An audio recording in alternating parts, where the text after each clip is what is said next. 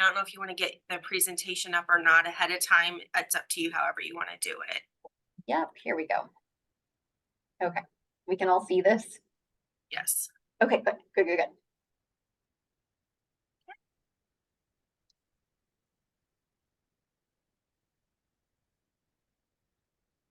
Hello, everybody, and welcome. We will get started in about 2 minutes for the webinar, just to give time for everyone else to get in.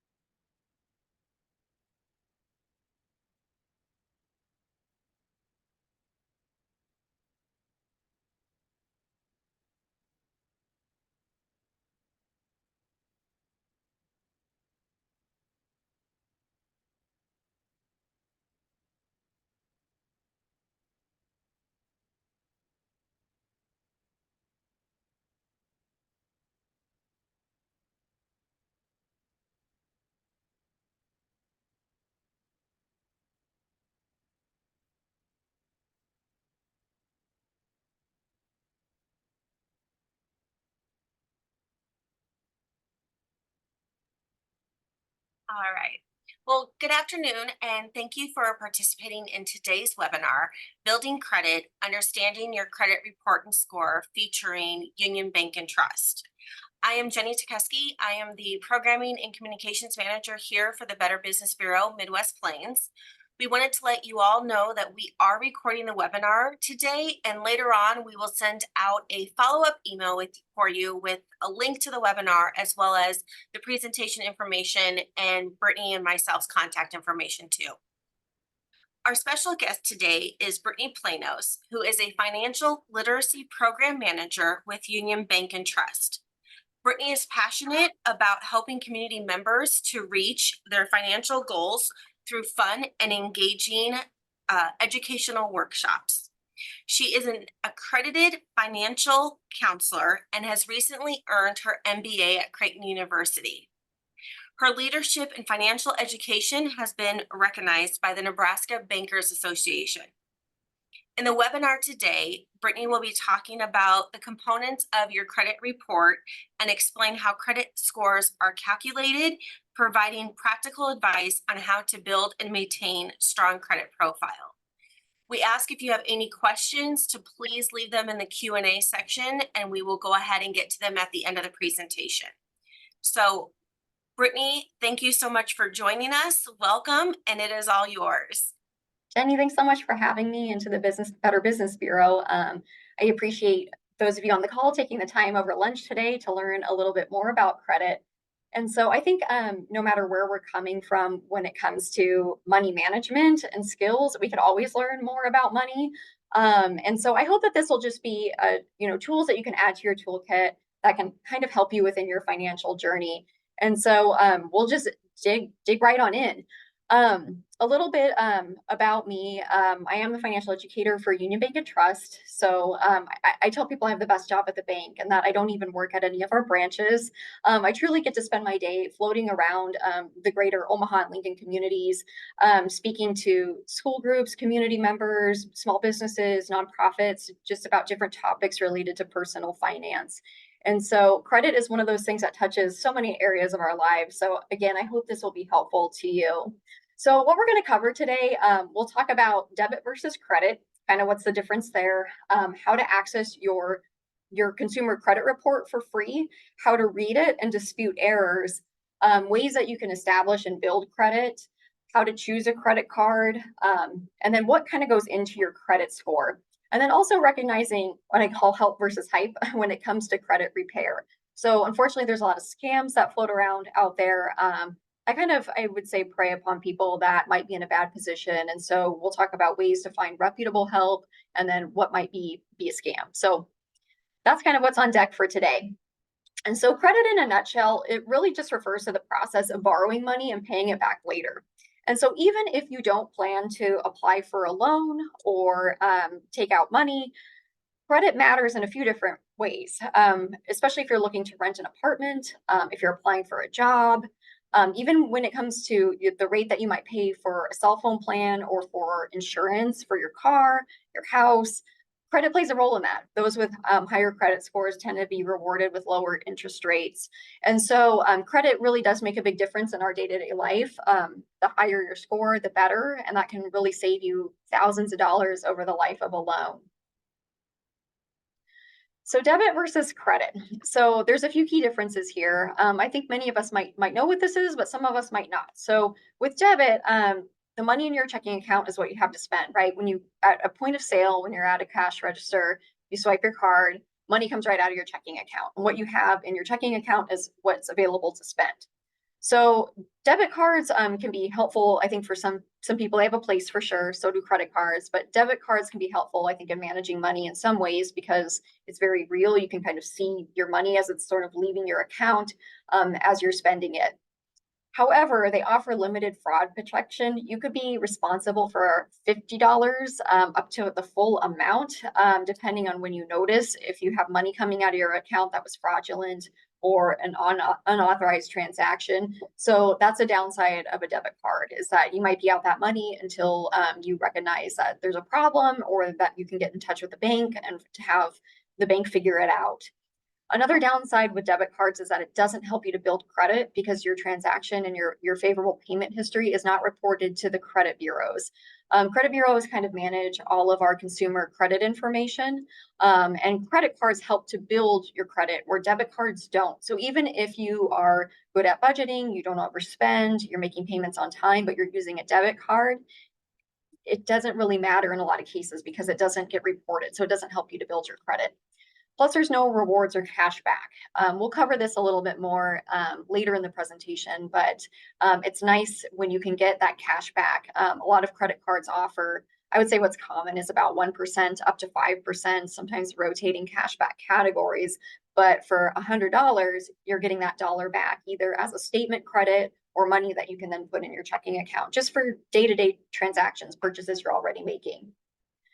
A credit card, on the other hand, when you swipe it at point of sale, nothing happens to the money in your checking account. Essentially, that credit card issuer, whether it's the bank, whoever owns that card near the card holder, they're covering that transaction right then and there in the moment at that point of sale. So essentially, it's a loan. They have a spending limit. It's usually based on your income, credit score, and other factors for what you might be approved up to. So, for example, a limit might be $1,000. That's all you have available to spend on that credit card before you make a payment, and then it will go back up to that $1,000 again.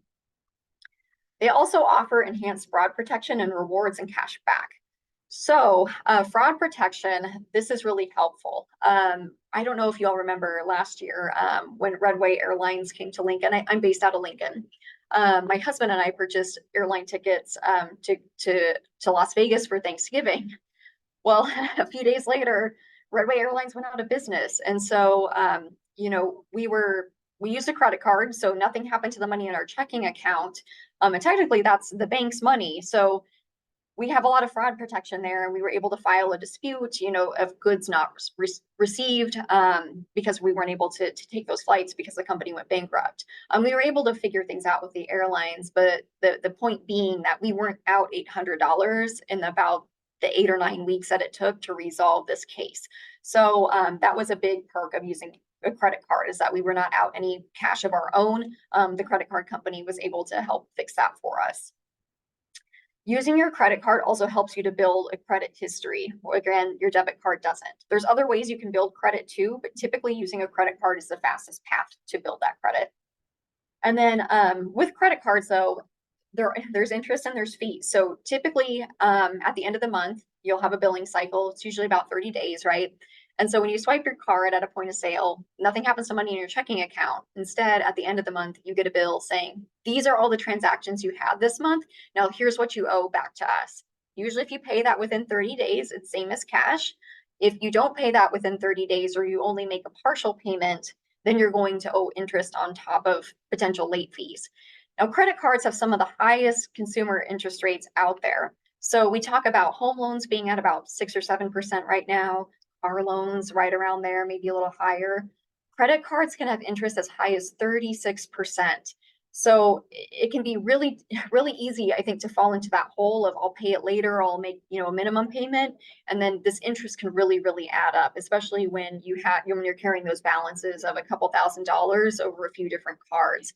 So there are, I would say, some pitfalls with credit cards. If you're not good at managing your money, that's something to really consider. So this is a little hard to read, but this is an example of just like a credit card statement, right? And this is like a retail store card. So looking at this interest rate, I don't know if anybody can see this on here, but our interest rate or APR, so annual percentage rate, that's 23.15%. So this person, if they don't pay that $360.92 balance, they're going to owe that on top of that initial balance. So it can add up pretty quickly. So what's tricky with credit cards is they often give you this option where you can kind of see this minimum payment due of $25. Sometimes it's as high as like $40, sometimes it's a little less, but this is pretty typical, around $25. If you make that minimum payment, you're still in good standing. You don't have a missed payment, but you continue to accrue interest on top of that amount. So if you look here at these boxes, if you only make that minimum payment, and you don't put any more money on that card, it's going to take this person 18 months, so a year and a half, and they're going to end up paying $427 in interest. Beyond that $360, they're paying quite a bit more, right? But rarely is it, this low of an amount. Oftentimes I see people that have $10,000 or $12,000 on a credit card earning around, 25 to 30% interest. It can be really, really difficult to climb back out of that hole. So it's important to really, for a credit card, that you're only putting money on it that you actually have in your checking account. So that way you're not carrying that interest. So kind of a step one is to really just kind of check your free credit report. If you're wanting to know where you stand with your credit, check your free credit report.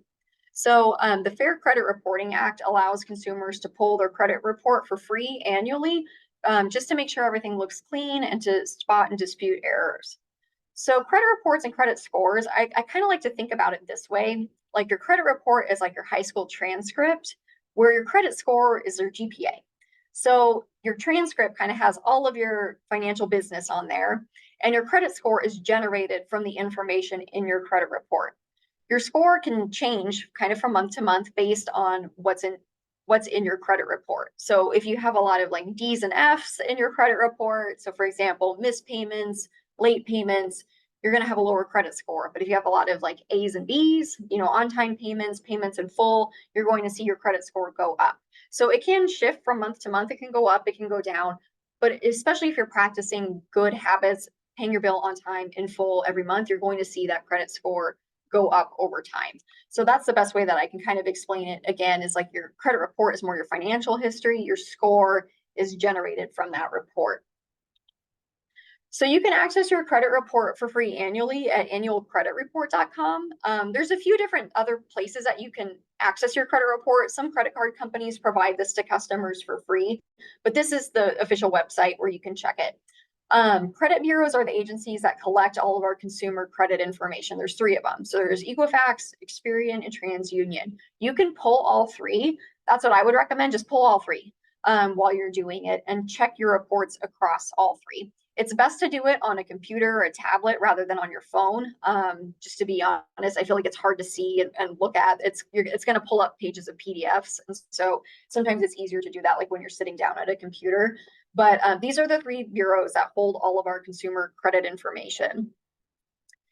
So your credit report, it's going to look pretty similar across all three reports from all three bureaus.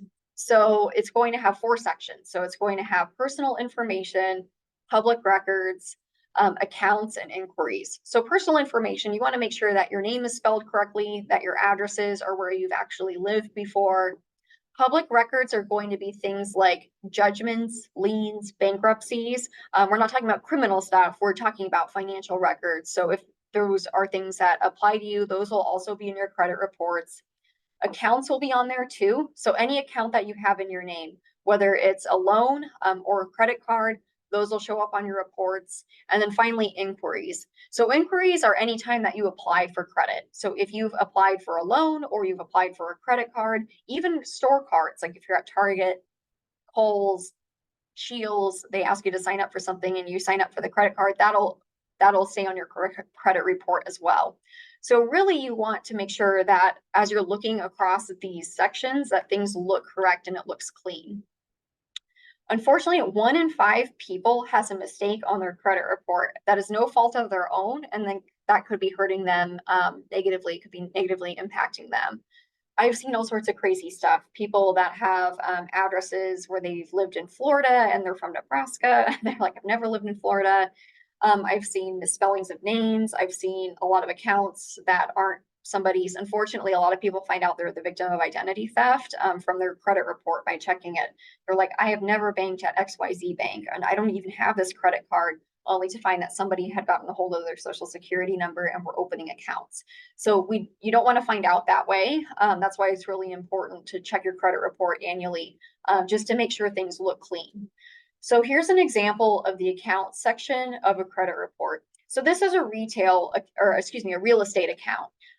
Notice here between Experian, TransUnion, and Equifax that there's some differences here, right? So towards the bottom where it says 2-year payment history, it's going to show on every account that you have, like when you open that account, and then there will be like a little green check mark or an okay or like some sort of indicator that it's green usually that says like you're in good standing. So you can kind of see with Experian, starting in January, it shows that they have a house payment that's 30 days past due.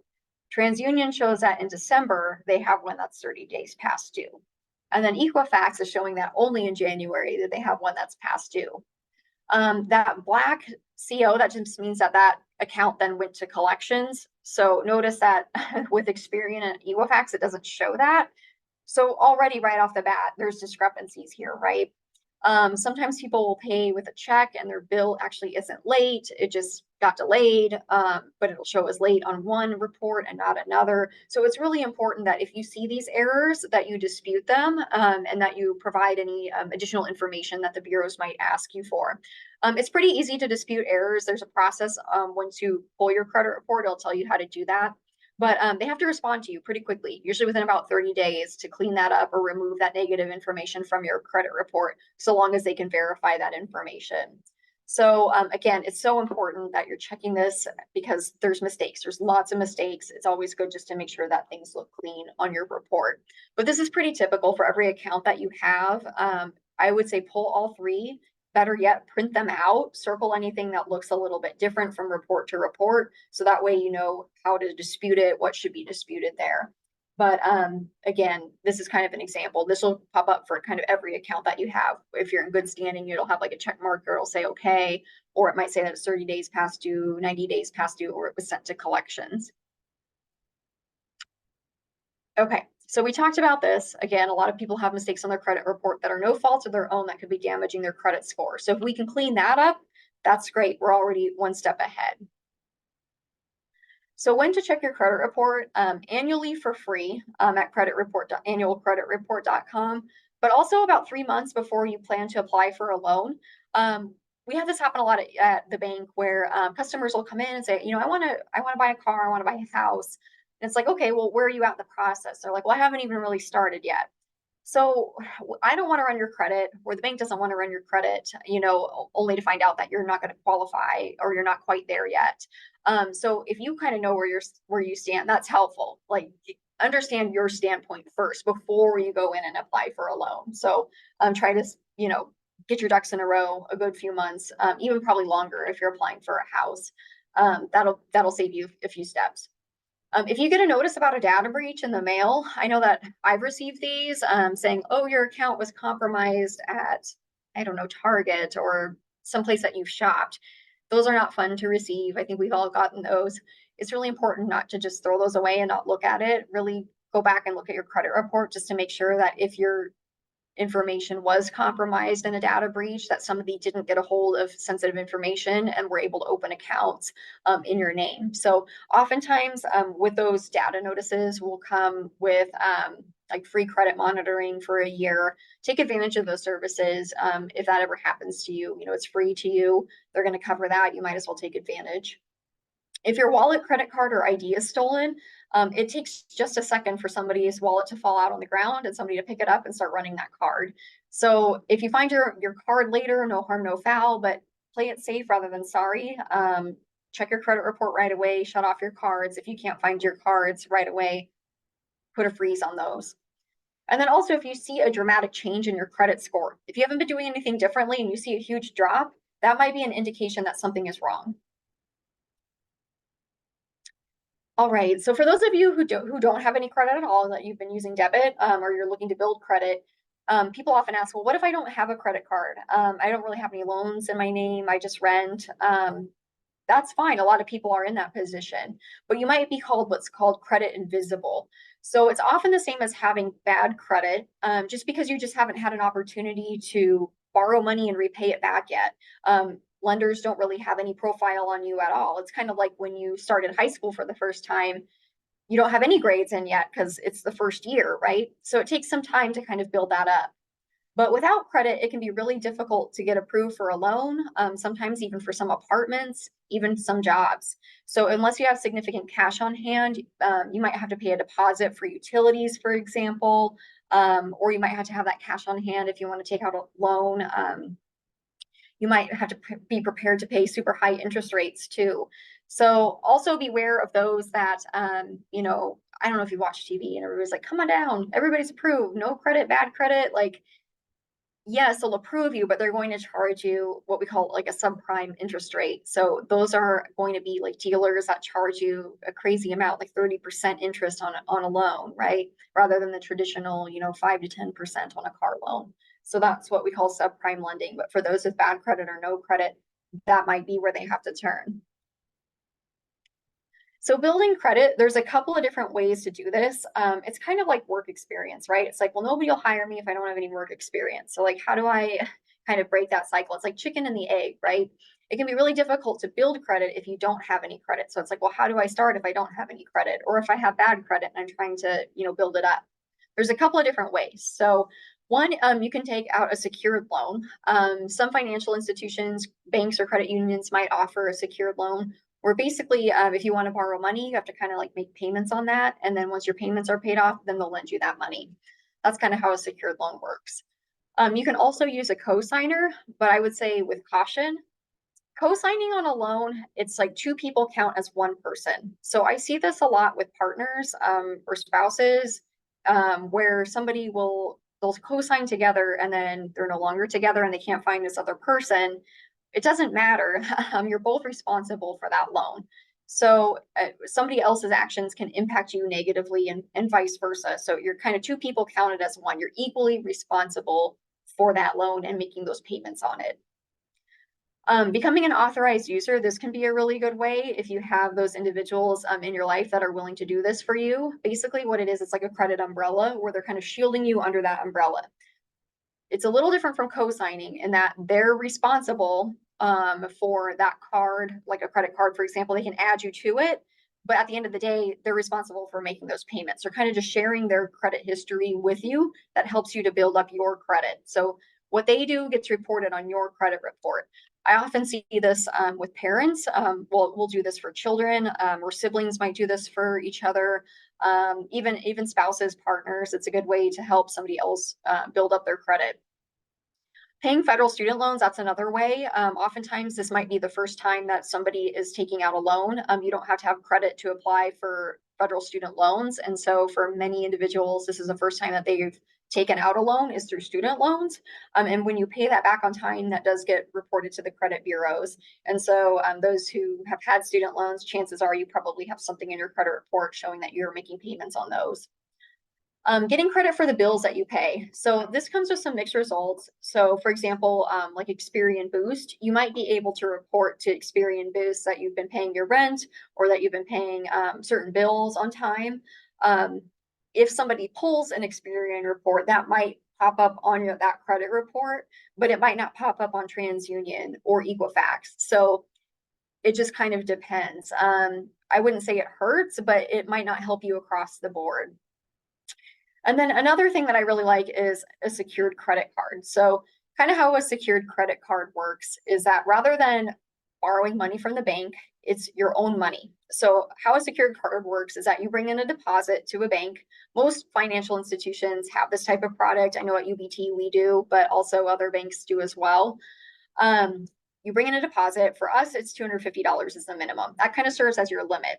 So it's still a credit card, but instead of borrowing like the bank's money, you kind of are like borrowing from yourself more or less. That's the limit that you have to work with. So it's a good way to help build up credit and or repair credit if you have damaged credit. And usually, after several months, maybe to a couple years, you might find that your credit score is now high enough if you're managing it well that you can apply for just a regular credit card. You can then close that out if you so choose, and you'll get that deposit back. There is an annual fee for our card. It's $25 a year, just as a heads up. But again, it helps you to build credit, but you're kind of borrowing your own money. So this is a really good way, I would say, again, for people that have had trouble accessing credit, young adults, students, this can be a really good way to kind of get back into the credit game.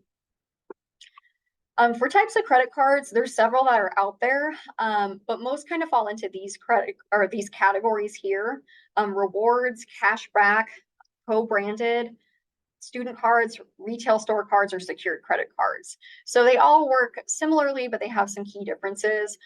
Rewards are ones that I think of as more of like travel points or things like that, where cash back is truly that. You get a percentage of your spending back to you each month. So again, if you spend like $100 and it's 1% cash back, you'll get $1 added to your statement credit or $1 added back to your account that you can deposit. Co-branded are ones that are like Southwest Airlines credit card or like a Marriott Bonvoy credit card. There's student credit cards out there too that usually don't require a long credit history. They say students, they're more geared towards, I would say, like 18 to 25-year-olds, right around there. And they tend to have more like student-friendly categories, like cashback categories like Netflix and streaming and Starbucks and stuff like that. But usually they require like a lower credit limit to get approved, and they won't have a high spending limit. Retail store cards, that's just like what it sounds. So like that's going to be like your Target Red Card, TJX Rewards, Kohl's Card, Shields Card. Those are all those retail store cards. And then secured cards, what we just talked about. People often ask me like, well, what credit card should I choose? It depends, right? It's kind of like buying a pair of shoes. It's like, what do you want to use it for? What fits you? What's your style? There's so many out there, right? That there's no one size fits all approach. So it's going to depend on, what you're hoping to do with it, where you stand, and that type of thing. So step one is really to check your credit, see where you're at. That might help you to determine what cards you will be eligible for when you apply. So some require excellent credit, some might require good credit. Knowing kind of where you're at might help you to determine what cards you'd be eligible for. That way you're not applying for a card that you likely wouldn't get approved for. Or conversely, if you can get approved for a higher level card, then apply for that if that fits you better. Identifying the types of benefits that you need. So do you need a card that's going to help you improve your credit? So like a credit builder card or like a secured card. Do you want one that's going to save you money on interest? So maybe you need a card with a balance transfer, maybe a 0% introductory offer for a balance transfer. Maybe you're moving balances from one card to another to help pay down some debt over the course of a year. Maybe you're like, I want one that really earns a lot of rewards, or I want cash back for groceries. So those are the things that you can start to compare.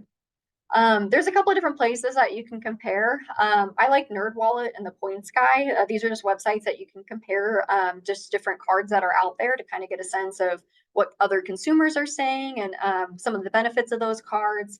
I find that these are pretty good search tools where you can compare across a couple of different cards and just get some expert opinions on them.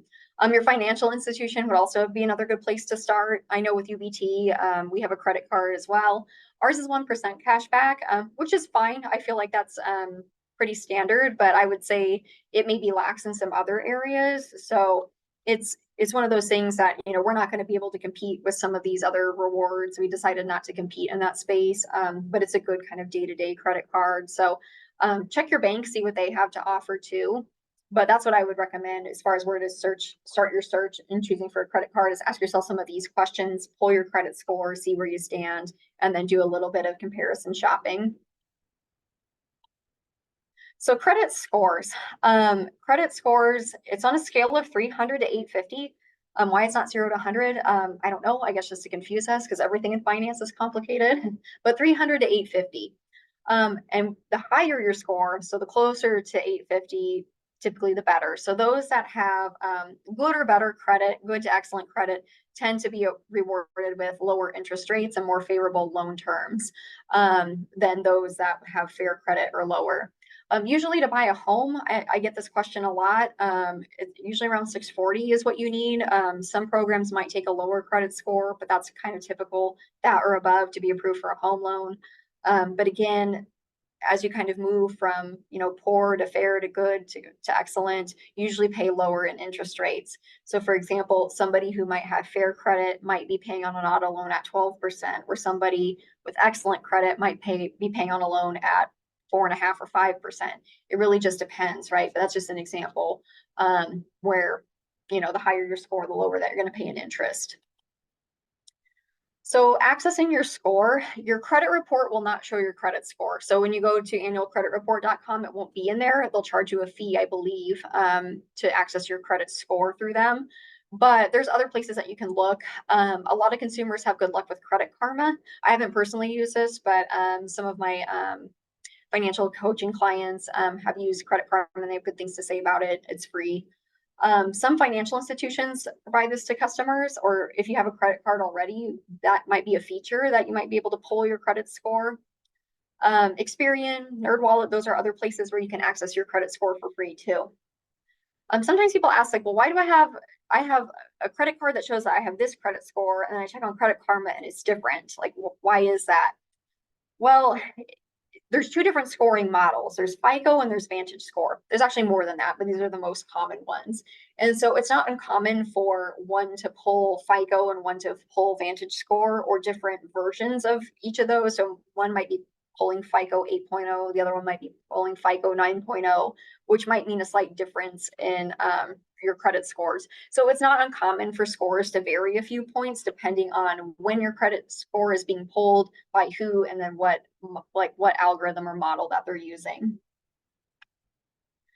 Okay, so there's 5 factors that go into your credit score. So people often ask like, well, what can I do to improve my score? I'm like, well, there's a few things, but it's going to depend what's bringing it down to begin with, because then you can focus on, you know, that piece of it. So 35% of your score is payment history. So it's based on, do you pay your credit card bill or your loan bill on time and in full every month over time? If you're making minimum payments or you're making partial payments or late payments, that's going to ding your credit score. So the more often that you pay your payments on time and in full, that's 35% of your score. So that's highly influential. About a third of our score is just based on that. Amounts owed, this is credit utilization. So every credit card will have a limit, right? And so to make math easy, we'll just say you have a credit card with $1,000 limit. So really you want to put 30% or less of your available limit on your card each month. If you use more than that, it's showing that you're using 100% of your available credit. If I have a $1,000 credit card and I'm spending $1,000 on that each month, even if I'm paying it off in full at the end of the month, I'm using 100% of my credit that's available to me. And that actually hurts my credit score. So really you should only be using a little bit of your available limit. So $300 or less if you have that $1,000 limit. But even better is when you're using like 10% or less, that's where I see the most jumps. So $100 or less. So one way to kind of get around this, I use my credit card for everyday spending, gas, groceries, just all the day-to-day stuff, going out to eat, all the things, right? And so I carry actually a pretty high limit on my credit card relative to my, or balance on my credit card relative to my limit. But when my statement date hits, for me, it's the 30th of each month is where my statement closing date is. So basically this from the 1st to the 30th, that's my window of spending. And then on the 1st of the month, I get a bill for that previous month of all my spending. So before that date hits, that statement closing date hits, I usually try to pay my credit card bill down a little bit to show that I've actually have used less. I don't pay it off to zero. I want to show that I'm using some credit, but I try to pay it off to around 10% or less. So on that $1,000 card, as an example, if I've been carrying like $800 throughout the month, I'll try to pay it down closer to $100 before my statement date hits. And then on my next statement, it shows I only used like $100. So it shows that I'm using my credit card, but that I'm not using 80% of my available credit. So that's a huge hack that I wanted to share because I feel like that has a huge influence on your credit score too, about 30%. And a lot of people had no idea that their utilization can hurt them. Other things on here too that are less influential, credit history. This is how long you've had a credit report and credit score. It usually takes about 6 months to generate a credit score after you've taken out a loan or have opened a credit card. But the longer you have had credit history, usually the better. It kind of goes on like an average. So with credit history, some people will say, well, I have an old card that I don't really use anymore. Should I just close it out? If you're able to keep it open, I would. Even if you're just putting a little bit of, funds on it each month just to keep it active, that helps with your overall credit history and your overall credit age. So as an example of this, when I moved into my place a few years ago, I opened up a Lowe's card. They had like 24 months, same as cash. I was like, great, I'll buy a washer and dryer because we needed appliances and I just spent a ton of money, right? And so I opened up the Lowe's card to take advantage of the deal, paid off the balance on that card. And then a couple years later, my credit score dropped. And I was like, what happened? They closed my Lowe's card due to inactivity. I hadn't been using it. And so just because of fraud and everything else, Lowe's closed the card and it actually hurt my credit score. So I was like, oh. So had I known that, I would have kept it open and maybe just put like Netflix or something on there just to keep it open and active, because that hurt my overall credit score. So that's what I would recommend is if you have old cards, try to keep them open, try to keep using them here and there, just to keep them active. Credit mix, this is a little less too, but credit mix, if you have both loans, like a home loan or a car loan, those are like installment loans where you start with a balance and then you pay it off to zero. That's an installment loan. Credit's revolving where you have that $1,000, you spend money, make a payment, then it goes back up to $1,000 again. It's revolving. So if you have a mix of revolving and installment accounts, that actually helps your credit score too. I'm not saying go out and take out a loan, but sometimes people are surprised to learn that once they pay off their car or they pay off a student loan or even their home loan, that it actually hurts their credit score. They're like, why did my credit score drop? I just paid off a loan. I'm like, because it reduced your credit mix. So it'll go back up again, but it's going to take a couple of months for it to rebound. And then new credit is anytime that you apply for credit. So you can check your credit score all you want, and it's not going to hurt you. That's called a soft inquiry. If somebody's just viewing your credit, it's just a soft inquiry. So that could be the same for like an apartment screening or for a job. Nobody's extending credit to you. We're just looking at a score. That doesn't hurt your credit score. When you apply for credit, where you want somebody to extend that to you, like you're applying for a retail store card, a loan, that's a hard credit check. One way that I like to think about it is this: if you have to type in your social security number or you have to fill in that application, that's usually a hard check. And that'll stay on your credit report for 2 years before it'll fall off. So if you went out and applied for a credit card today, it'll stay on there until May 2026 before that'll fall off your credit report naturally. So it's really important that you only apply for credit when you need it. If you have too many inquiries, that can really ding your score quite a bit. I've seen some people with like 20 inquiries on their credit report. I'm like, what are you doing? They're like, well, anytime I go to the store, I want to save money. So I sign up for stuff. And I'm like, don't do that. Like, that's going to hurt your score. So, and it's not worth, saving the $10 right there and then in the transaction for like the ding that it's going to take to your credit score. It's really not worth it, right? The closer to zero, the better. So really only apply for credit when you need it. If you need to apply for a loan, like a car loan, what I recommend doing is shopping for it within a 2-week window, within 14 days. That allows you to comparison shop, but it'll only hit your credit report once. So it'll only count as like one hard inquiry that allows you to be a consumer and shop and compare rates without being punished for it. Let's see here. I think I would also just ask, what type of inquiry will this application trigger? A lot of times at stores, they're tricky where they're like, do you want to sign up for XYZ rewards? And you're like, is this rewards or is this a credit card? They can't lie to you. So if you're not sure, just ask. And if it's a credit card, just be like, nah, I'm good. So how can you increase your credit score? There's really no one size fits all approach, but other than that, it does take time. You're really running the marathon and not the sprint. It can take years to achieve excellent credit. Every little bit helps. So step one, again, is review your credit report annually, check for errors, dispute those, get anything that's negative off of there if it's not true or not reflective of you. Try to pay credit card bills on time and in full each month. Keep your usage at 10% of your limit. So again, if you have a $1,000 limit, keep it to $100 or less each month. Protect your credit inquiries. Only apply for credit when you need it. And then try to keep old accounts open and active. Those are some of the best things that you can do to bump up your score. And then last, beware of credit repair agencies. I see this a lot on TV, like during commercials. I hear this a lot on the radio of like, settle your debt or call us, we can help. And there's nothing that credit repair agencies can't do for you that you can't do for yourself. I truly mean this. You have all the tools, you can do it. Oftentimes they're a scam and they charge really high fees. So your bank, the Better Business Bureau, the Consumer Financial Protection Bureau, these are going to be good starting points for searching for reputable credit counselors like myself. My services are free through UBT for customers. Other banks might have somebody kind of like me in those roles, or community agencies too. I think of like Community Action Partnership sometimes has a credit counselor on staff that will charge a low fee or no fee to help people with this. Warning signs that something might be a scam is if these credit repair agencies pressure you to pay up front without having done any work for you. They promise to remove negative information from your credit report. They can't promise that. If there's negative information in there, it might be true and you might be stuck with that. But if they're like, call in and dispute this and it's not true, like that could get them and you into trouble. They avoid explaining your rights or cancellation procedures. If you're like, I don't know how to cancel this and there's no information, like that could be a red flag, right? Or they tell you not to contact the credit reporting agencies. Like you have every right to contact Experian, TransUnion, Equifax if you think that there's errors in your report.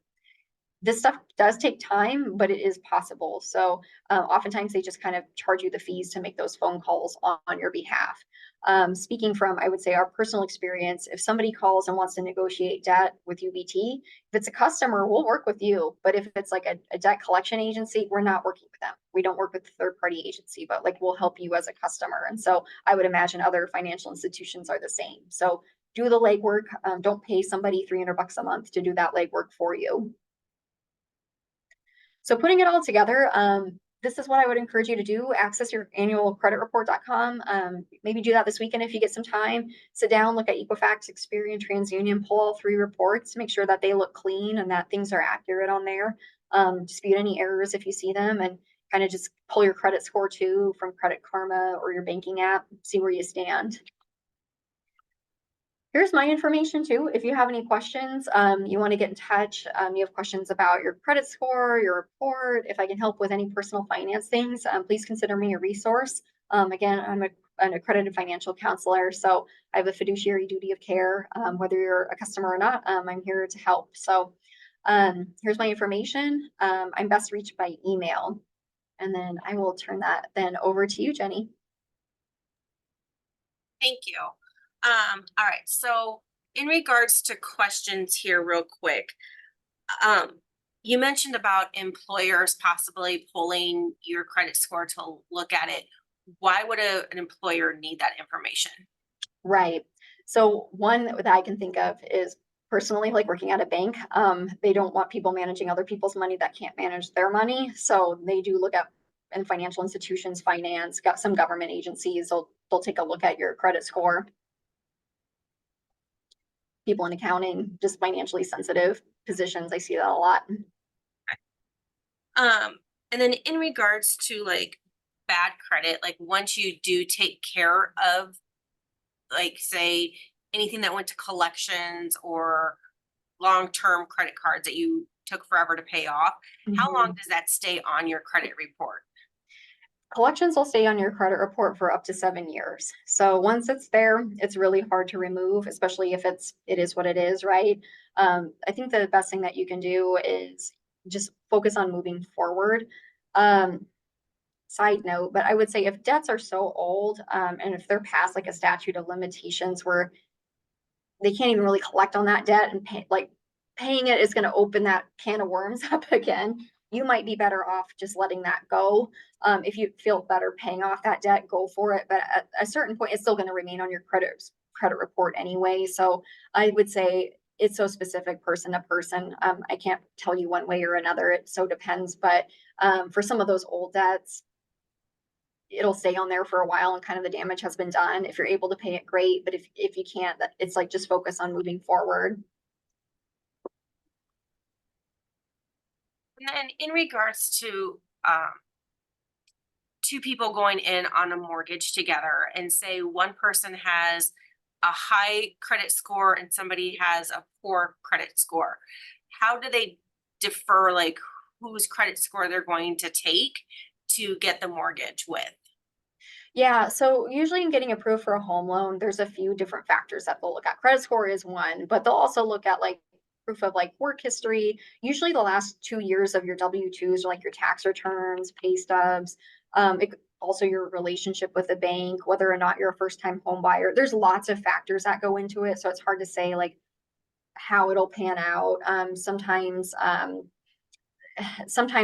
the loan might some partners will just choose to have the loan in one person's name and not the other person's. It's so specific kind of for each couple, but I would say if you have concerns too, like talk to your financial institution. Be like, hey, my credit's not where I want it to be, but my spouse has good credit. Like, what do you recommend if we were like to apply for a home loan? They might be able to give you some advice. Perfect. I do not see any other questions, so thank you so much for everything today. We greatly appreciate it. Just real quick, I just wanted to remind everyone to check out our website, bbbinc.org, throughout the year for our upcoming events that we have. Here are just a few that we have coming up here in June. We have Securing Tomorrow, Mastering Your Company's Retirement Benefit Options, and that is with a co-worker of Brittany's with Union Bank and Trust. And then on June 4th, we have Alzheimer's and Brain Awareness Tips for a Healthy Living. And then June 25th is Protecting Your Business and Customers for Scams, and that's actually with the Federal Trade Commission. So please, again, go to our website, sign up and register for those events. And then we also just like to let everybody know on September 24th, it will be our 27th annual Torch of Awards Ethics Luncheon. We have made the announcement of the winners this year. So please come out and celebrate that day with them. And again, my name is Jenny Tukeski. And you can go to the next slide, Brittany, if you could, please. Thank you. Here's my contact information. If you have any ideas or anything that you would like to see the Bureau put on, please reach out to me because I'd love to discuss those opportunities with you to see what we can do. If it's either hosting a webinar or even coming out for a live presentation, we'd love to do that too. And then lastly, next slide, there we go, is a quick survey. You can go ahead and scan the QR code and give us your feedback. We are always striving to do better. So please let us know how this was for you today. Again, we thank you for giving us time through your busy schedule to come out and learn about building your credit, and hopefully you're able to implement some of this in your life. And make sure you do your homework assignment from Brittany. This is the first time we had a homework assignment, so thank you for that. And thank you, Brittany, for taking time out of your schedule today to help us with this webinar and educate us all. So again, Pleasure. thank you, Thank you. everyone. And we will get all this information out to you in a follow-up email with the links to the different websites that she discussed, as well as her contact information too. Everyone have a good day. Bye.